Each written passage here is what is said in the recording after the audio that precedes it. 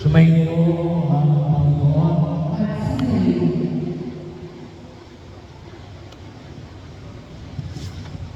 maging handa kayo palagi.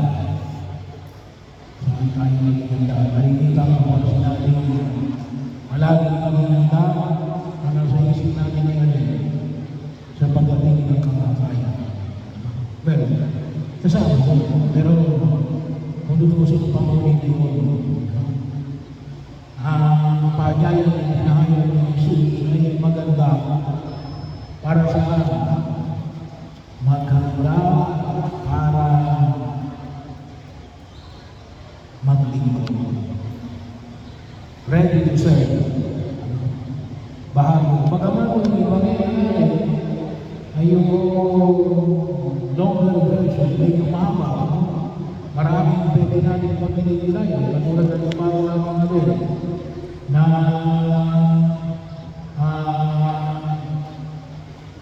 huwag kayong matakot. Ipagpiliin nyo ang inyong ari-arian. Maging po kayo na alipabigay sa mga lupa. Maging po kayo ng kayamanang silamin. Panyaya na kung saan ay yung ang binigyan ng mas marami, ihinga ng marami. Magiging maayos na paniwala. Pero nais na pag-inigilayan kayo pagiging handa. Pagiging handa para maglingkod. Kasi yung bahagi ng pagkilos ng tutusin ko ay sa araw natin, mas handa tayo na paglingkuran. Hindi kayo sa maging handa na maglingkod. Ibig sabihin, dapat maging bahagi ng ating kaisipan ng kaginangan. Pagkakataon, alam niyo, minsan, mga magulang, kayong mga anak, kung sinasabihan kayo ng mga magulang, inuutusan kayo. Anong kalimitan sa mundo ninyo? Sandali na. Mamaya na. Teka lang. Wait lang.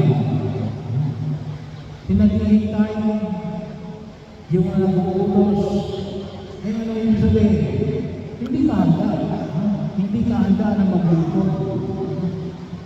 Alam niyo yung salita waiter. Ano yung sabihin ng waiter?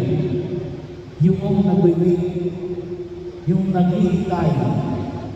Bakit siya naghihintay? Naghihintay ng utos. Yung tawag ng waiter. Kaya kung makikita nyo sa mga restaurant, may mga waiter. Mas mayaman ng restaurant, mas mamamahaling, mas maraming waiter. Nakatayo lang. Ba't nakatayo? Naghihintay. Naghihintay niya din. Kapag inutusan mo, gagawin ka agad yung pinag-uutos mo. Sino naman yung dapat na naging bahagi ng ating pagkilos? Yung panihanda na maglingkod. So yun ang kailangan natin ngayon. Kaya ba siguro sabihin natin ngayon, pati naglilingkod naman ako. Oo, naglilingkod ka. Kung kailan mo lang gusto. Bahagi yun, no? Naglilingkod ka man ang kailan, nung nasa panahon na gusto mo. Ang panyaya yung sinasabi, lagi handa maglingkod. Ibig sabihin, maging bahagi ng iyong pagkilos na kung sakaling tatawagin ka, alam nyo kapag may mga installation, yung mga bagay ng mga kapag tinawag ng pangalan, ano yung sagot? Narito ko. Narito ko. Hindi yung may ka na, hindi yung mamaya na, bahagi. Kaya sabi, narito po, sana hindi lang maging bahagi ng rito. Sana maging bahagi ng alin, ng pamalagian natin pagkilos. Na kung tawagin natin yung alin,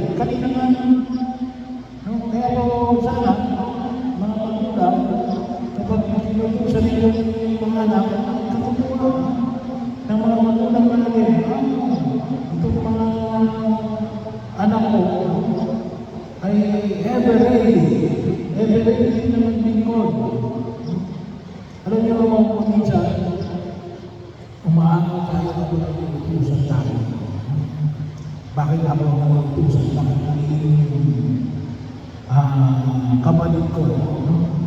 Hindi kaya hindi yung ibang sa kristal, hindi kaya yung ibang kres. Sabihin, kaya yung utusan namin, yung nag-utusan yun, confident na magagawa mo yung pinagagawa sa iyo. Kasi hindi ka utusan, yung paligyan, walang ginaalin. Pantakan. Kaya dapat, maging maraming nangyayari sa pinanganaan. Inutusan ako. May kakayanan ako. Alam mo kung minsan nakakalungkot na hindi naman. Maging sa tahanan, maging sa simbahan, maging sa lipunang ginagalaman natin. Kung minsan sabi na parang ay humuhugot ng bayawan sa kanyang lugar kapag inuutusan. Kaya noong sa unang pagpano sa aklat ng Kaligtasan at muli pinahayag sa sulat sa mga taga-Hebreo, anong sinabi rito? Pinahayag rito yung bayan ng Israel. Yung bayan ng Israel natin, mula sa lahi ni Abraham, ni Isaac, ni Jacob, ay nagsumikap natin makatulong sa manawagan ng Diyos upang higit nilang makami ang pagkalaya mula sa kanilang pagkaalipin, mula sa Egypto hanggang bigyan sila ng sarili nilang bayan. At saka po, ganun din naman, magkaroon tayo ng kahandaan, pinaghahandaan. Ano yung pinaghahandaan? Na tayo ay makapaglingkod. Ngayon na, hindi bukas, hindi sa makalawa. Sabagat makatabukas sa hindi na napalig, isa ko kasi sa mga depekto natin bilang mga Pilipino yun, yung tinatawag na manyahan. Tama nga naman na sumusunod naman, naglilingkod naman, kaya bukas na lang. Yun ang ibig sabihin ng manyahan, bukas, mamaya na lang. Tsaka na lang, later on nakapag-iwan. Kaya mga tingnan ng mga sakit natin, personal, pamilya, lipunan, simbahan, isa po yun sa pinagkakaulutan. Pinatatagal natin ang ating sakit. Kaya ano nangyari? Pinagpupukas natin. Kung may magagawa tayo ngayon sa paglilingkod, gawin na natin ano? Sabagat baka ang bukas ay maging huli na. Bahagi yun na huwag natin kalimutan. At yung pangalan ng Jesus bilang mga tagasunod niya ay isang pangalan na maglingkod ngayon na. Hindi mamaya. Ngayon na. Para ko sa mga Israelita, ngayon, sabi nga wala na, naging bahagi ng kanilang kalinangan yun. Kaya meron silang system na kung tawagin natin Kibbutz, yung kanilang sistema. Na yung kanilang paglilingkod, hindi para lang lumama yung sarili. Para sa sarili ko, para sa pamilya ko. Ngunit alin, yung paglilingkod nila, yung paglilingkod nila na alin, para sa bayan ng Diyos. Para sa sambayanan ng pagkilos. Bahagi yun. Kung minsan tayo naglilingkod para lamang yumaman. Hindi tayo naglilingkod, unang kayo sa alin, sa elemento na para sa bayan. Kaya maganda yung unang salita, huwag kayo matakot, maliit na kawan. Bahagi yun. At sana makita mo lang yung spirit ng isang komunidad na ang paglingkod. Pero mga maging magsasaka ka man, maging karpentero ka man, maging judge ka man, kapag tinawag ka, sana hindi natin masaya sa kanila. Pag may pera ka na lang, kapag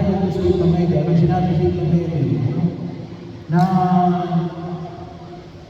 ang alipin, hindi naman tayo alipin, pero ang paitulan natin, alipin ay makikailan ng Jesus na alin, handang pagbuksan ang pintuan pagdating ng kanyang Panginoon. Kasi unang panahon, wala nang disusi. Ngayon, medyo gusto na kayo kasi may smart lock na kayo. No? Pwede yung fingerprint mo na lang. Pwede magbukas sa urat. Talagang rangkaan sa loob. At yung tinatawag na alipin, hindi yung ginisino pa. Hindi. Gisino. Kinakailangan gisino para kapag tumatok, agad bubuksan. At alin, magsisili ng karnila para maging maliwanag ang kanyang gagawin. At kung ano pa yung sasabihin ng kanyang amo, may isa sa katuparan niya. Bahagi na lang sa mga tao. Kaya sana magkaroon tayo ng ganitong klase ng kalinangan at inulog na Panginoon. Tulungan mo ako na magkaroon ng puso laging handa